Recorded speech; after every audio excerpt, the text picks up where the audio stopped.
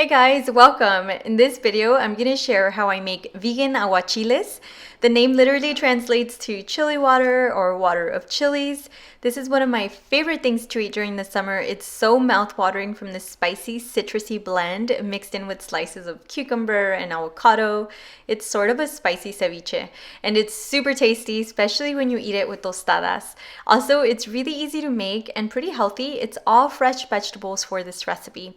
And if you haven't already, don't forget to subscribe and like my video. It would mean so much to me. And if you're interested, let's begin. Alright guys, starting with my King Oyster mushrooms or regular oyster mushrooms. Those are great too for this recipe. The first step is to clean them, and for best results, clean them with a damp towel to remove any dirt, because if you rinse them, they will absorb all the liquid.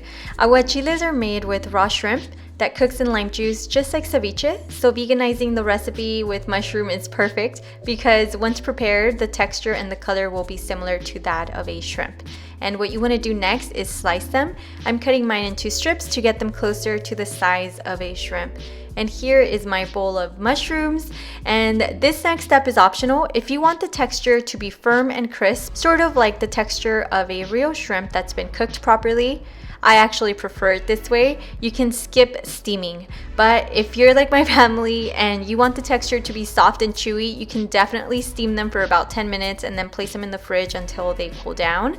I should mention that if you do steam them, it will bring out that earthy smell and taste that not everyone likes, so if you're one of those people, definitely do not steam. Onto the fresh veggies, you're going to need cucumber, avocado, red onion, as well as a wedge of white onion, garlic, a small sprig of cilantro, and of course, a Serrano pepper or two for that spiciness, and salt and pepper, as well as lots of limes.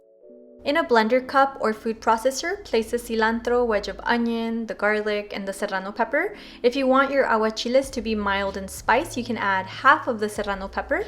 Mine weren't spicy at all, so I actually ended up adding 2 whole serranos in there.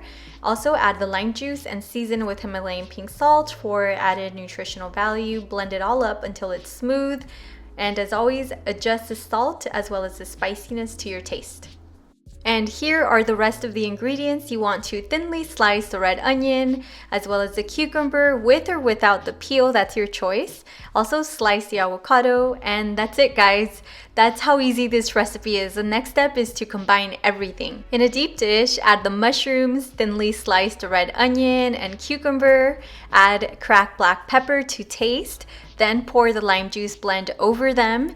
I also added a little bit of onion powder to season it a little bit more, and for best results, add the avocado slices when you're ready to serve. In the meantime, place your aguachiles in the refrigerator and allow for them to chill and marinate for at least 30 minutes.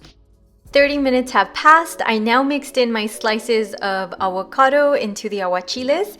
And if you watched my ceviche video, you know that my secret ingredient to make vegan seafood is to add roasted seaweed for that fishy taste. This is optional, by the way, but if you're interested, all you have to do is blend 1 sheet of seaweed until it turns into flakes. Alright guys, my mouth is watering. I served myself a bowl of my delicious aguachiles, and of course I sprinkled some of the seaweed flakes for that authentic fishy taste. Also, be sure to enjoy with tostadas for the tastiest results. I really hope you try this recipe because honestly it's really refreshing and perfect for summer. It's super healthy because it's made with fresh vegetables, and there's just so much flavor from the spicy lime juice blend. Also, the red onions, the cucumber, and avocado are just perfection in this dish. So yeah, I really hope you try it. As always, thank you so much for watching. Don't forget to subscribe, that way you don't miss any of my veganized recipes that I post every week.